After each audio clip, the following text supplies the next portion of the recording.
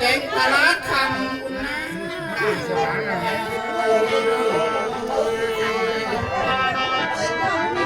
เราอย่าลืมเลยบ้านนาเป๊คำเอาเนี่ยลึกลำบันน่ะอยากสุลืมหัวคำเตะข่าวโกนนั่นน่ะ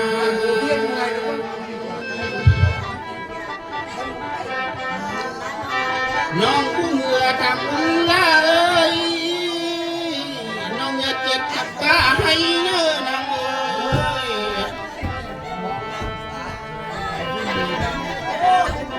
้ยขอขาโกนบางเก้านั่นน่ะ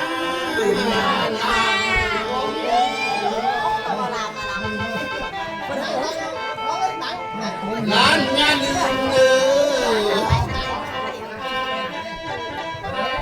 ลูกในร้านเก่าเอามาในป้าลูกเขาเด้อ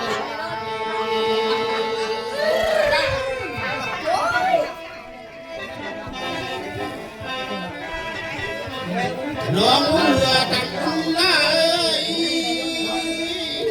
น้องอย่าเจ็บตั้งตาให้เด้อนะเอ้ย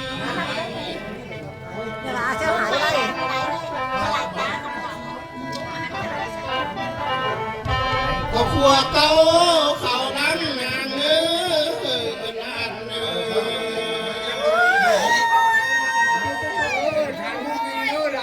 ยร้านก็หูระโบนะเอ้ยนางเอ้ยนางได้สางพนานับเป็นคำตะขาโปนนันนา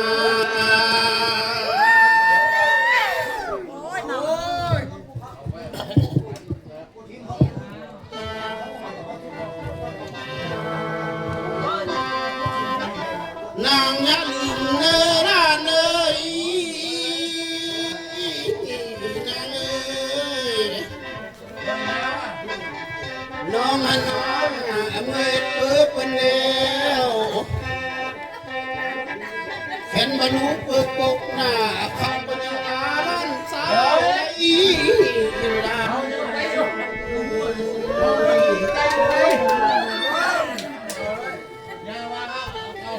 พนางหันนานางได้ยายเอ้ยเขาว่าลูกเปิดกลางหันนาเขาว่าเลยเขาว่าล้านเปิดล้านนางได้ลาย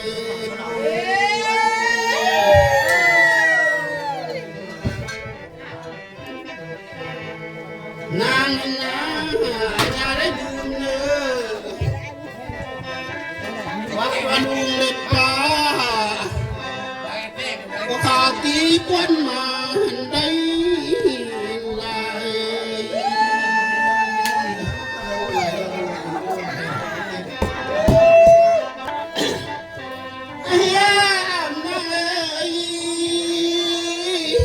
น้องก็ลืมแล้วว่าลาย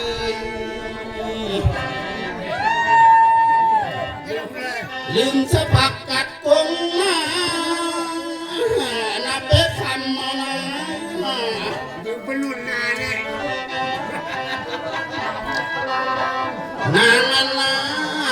อย่าได้ลืมเลยพักกัดตานะอยู่นานะอยู่นาเป๊ะคำมานะก็เป๊ะข่าวแป้งต้นนั่นเอง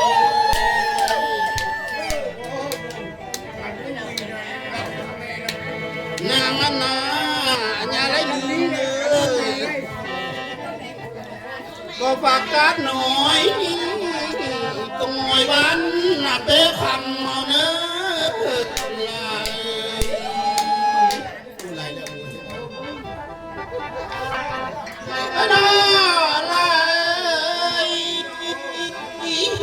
น้องได้เบาหน้าน้องได้ลาจากบ้านนา เป๊กคำมานะปะกิดป้า กระบวนคำน้องไม่มีแต่ก็ลาย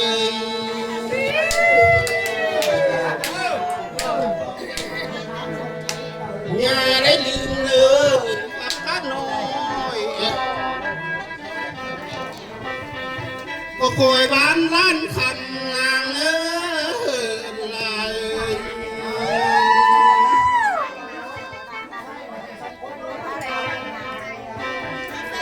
นางนางเลยอย่าได้ลืมเลยฝากกัดกานางอยู่เที่ยงนานะนางอันนาอยู่นาฮัดคำเตะข่าวแป้งก้อนนั่นแล้ว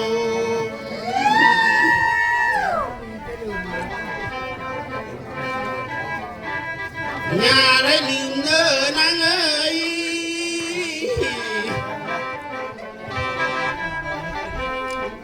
ขันมานำตัดตกก็เพื่อพูกบ่ไหลเด้อบ่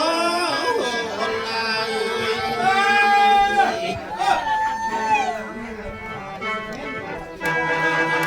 นางนางเลยอย่าได้ลืมเลยนาเป๊ะคำนะน้องได้มือทางซ้ายอยู่มั้งเป็นพลาดคำแต่ข่าวปังก้อนมันแล้ว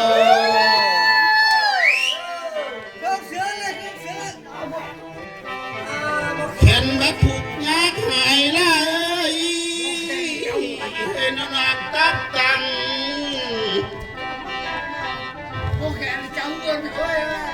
ก็เต่าขึ้นมายามสายเนื้อลาย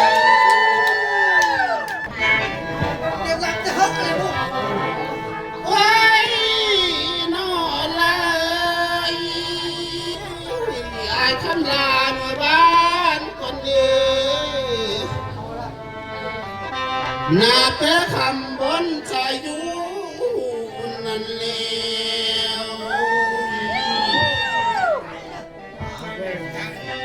ได้ตั้งเมียอยู่บ้าน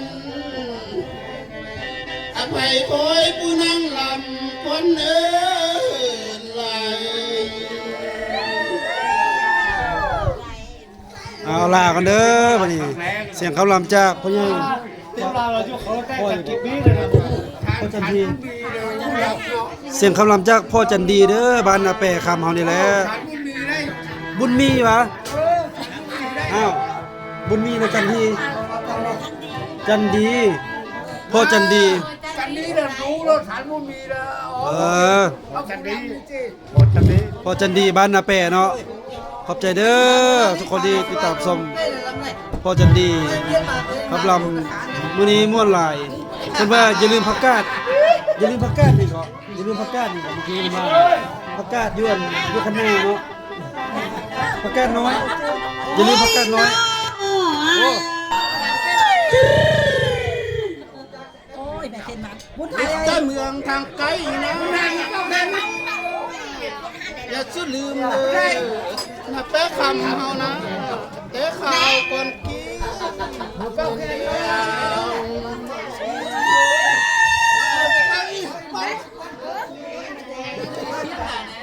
ร้านยาใหญ่